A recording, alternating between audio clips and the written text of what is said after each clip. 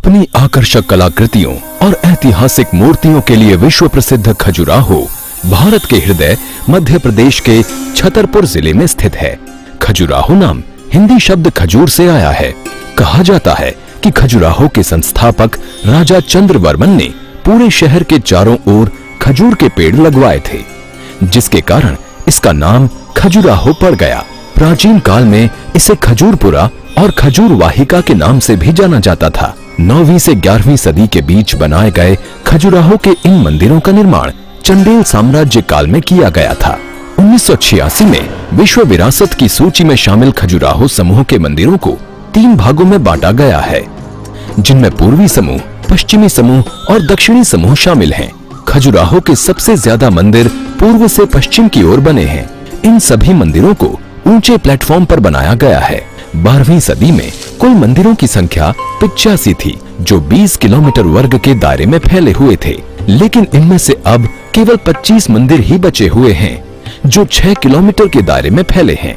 इन 25 मंदिरों में 10 मंदिर विष्णु के, 8 शिव के, 1 मंदिर सूर्य का, 1 मंदिर 64 योगिनी का और 5 जैन मंदिर हैं।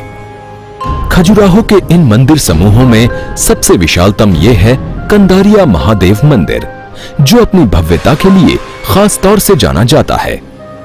पश्चिमी समूह के इस विशाल मंदिर का निर्माण महान चंदेल राजा विद्याधर ने कराया था। नागर शैली में बने इस शैव मंदिर का निर्माण लगभग 1050 ईस्वी में कराया गया था। ये पूरा मंदिर उत्कृष्ट बलुआ पत्थर से निर्मित है, जबकि इसका प्लेटफॉर्म ग्रेनाइट पत्थर से बना है। प्लेटफॉर्म से मंदिर 30.5 मीटर ऊंचा, लगभग इतना ही लंबा और 20 मीटर चौड़ा है, जबकि इसकी कुल ऊंचाई 35.5 मीटर है। क्या आप जानते हैं कि कंदारिया मंदिर को बनाने में किसी भी तरह के चूने या गारा का इस्तेमाल नहीं हुआ है?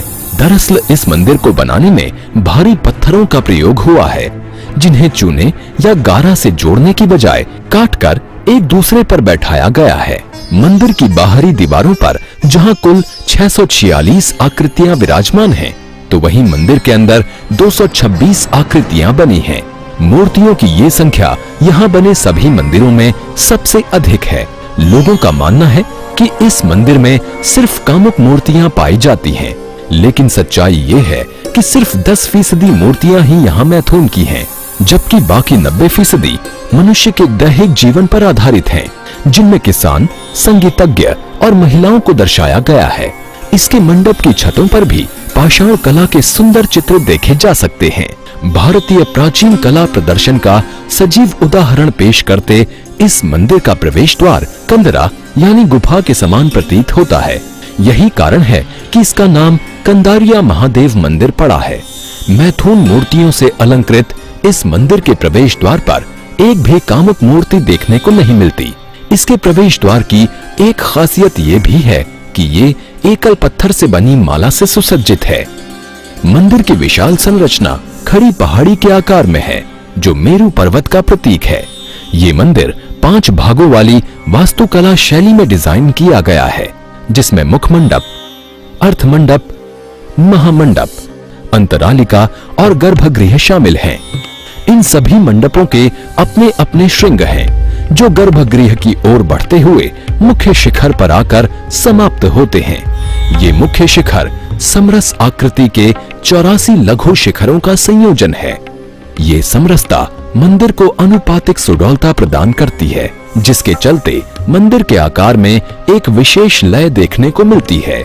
भारत की अति विकसित संस्कृति का उदाहरण पेश करती स्थापत्य की इस विधा के मूल में कारण और औचित्य चाहे कुछ भी रहा हो, ये तो निश्चित है कि उस काल की संस्कृति में ऐसी कला का भी महत्वपूर्ण स्थान था। तो सोच क्या रहे हैं?